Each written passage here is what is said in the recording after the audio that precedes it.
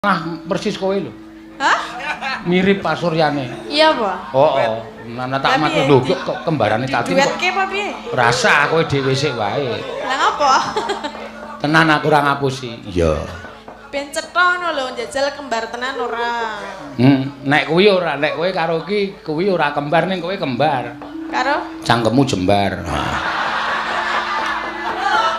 Masa ini jembar lho. Jembar wae kok ya. Iya. Wis ora usah dadak merajuk-rajuk to, kowe senengane anggere dilokke masa semene jembar lho. Lah ya wong kaya ngene kok jembar Aku wis ora karo kata-katamu aku wis ora kegut. Aku tuh enggak bikin kamu kegut. Kegut ki basa Indonesiane apa? Lah mbuh apa? Oh. Lah kur neruske kok. Heeh. Yo, ora perkara Mbak Krisnaning yo. Kabeh iki nek ana pemandangan baru, suasana baru iki dadi ya. Iya, suasana baru yang datang sekarang, Mbak.